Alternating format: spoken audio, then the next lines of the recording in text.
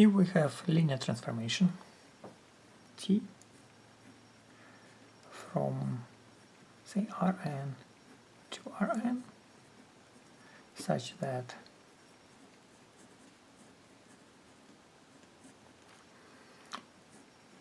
T of x equals to x. So basically, transformation T does nothing. It takes an element into itself, so it's identity transformation. And then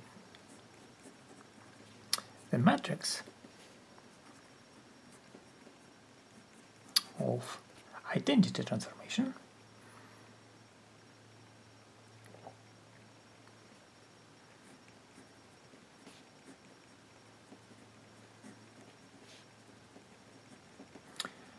we're going to call it In, and because it's from n-dimensional space, it's going to be our first base vector goes to itself, our second goes to itself, third goes to itself, fourth will go to itself if we have a fourth one, and so on. Okay, so in general I will write that as we have 1 on the main diagonal and the rest are zeros. That's In, and big zeros here. Okay, and the property of In is because it changes nothing, we multiply it by any vector, we're going to go back to x because it's a matrix of identity transformation. So In is going to be called identity matrix. So In is the identity matrix. Okay.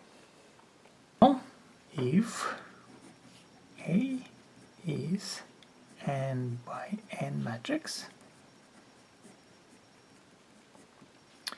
we say A is invertible if we can find matrix C also n by n such that you take A by C, you're going to get identity matrix, and you take C by A, you're going to get identity matrix. So if T is transposition, linear transformation corresponding to matrix A, then linear transformation corresponding to matrix C will be inverse transformation. So C is called the inverse of matrix A. Okay. Proposition.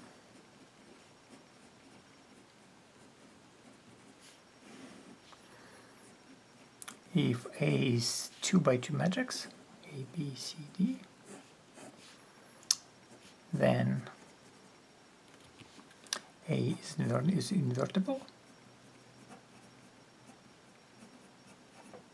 if and only if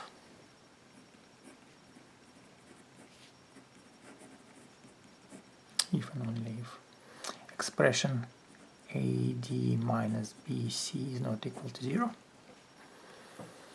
Now, if A is invertible,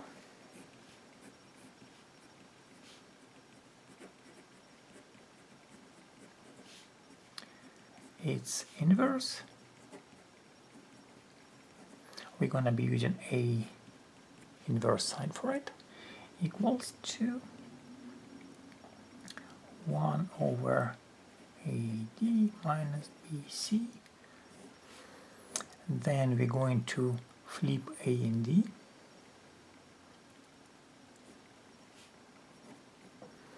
and we're going to flip the sign on secondary diagonal.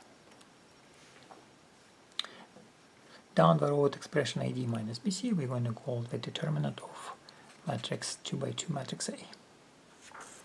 For example,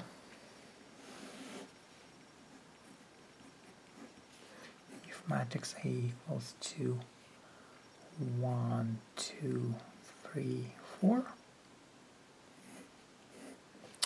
then A inverse equals 1 over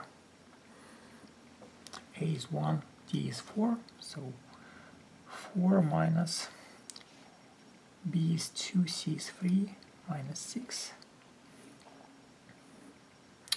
We are going to flip main diagonal, 4, 1, and we're going to keep a secondary diagonal, but we're going to change the sign. So 1 over negative 2, 4 minus 2, negative 3, 1. And if you like, we can bring minus inside, so 1 over 2, negative 4, 2, negative 4, 2, negative 3, and minus 1. Now, if we want to solve a system of linear equations, x1 plus 2x2 equals to 1, 3x1 plus 4x2 equals to negative 1. Solve. We're going to go the following way. So we have a system of linear equation ax equals to b. If we know what A inverse, we're going to multiply both sides by A inverse. Then A inverse times A is identity matrix.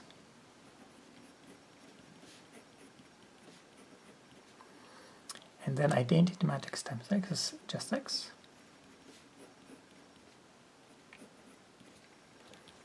That's an idea. In our case, we have 1, 2, 3, 4 times x1, x2 equals to 1 minus 1.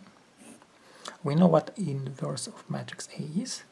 We calculated it a minute ago. So 1/2 negative 4, 2, 3 minus 1 times 1/2 3, 4 x1, x2 equals to 1/2 negative 4, 2, 3 minus 1 times 1 minus 1. A inverse times A is supposed to be identity matrix. Equals to 1/2 negative 4, 2, 3 minus 1 times 1 minus 1. Identity matrix times vector x is vector x. Multiply it. So we're going to get negative 4 minus 2, 3 plus 1, so 1/2 minus 6, 4, minus 3 and 2. So our solution, negative 3 and 2. Property of inverse matrices.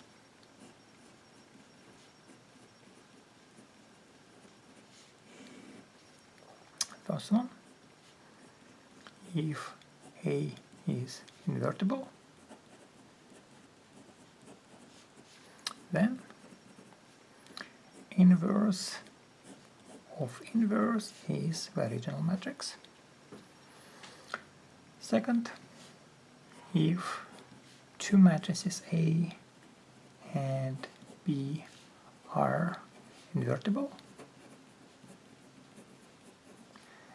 then inverse of a product, then the product is invertible, product of two invertible matrices is invertible, and product on inverse is first inverse times second inverse. Inverse of a second or second times inverse of a first. And the third property, if we take transpose matrix and take it inverse, that is inverse of transpose of inverse one.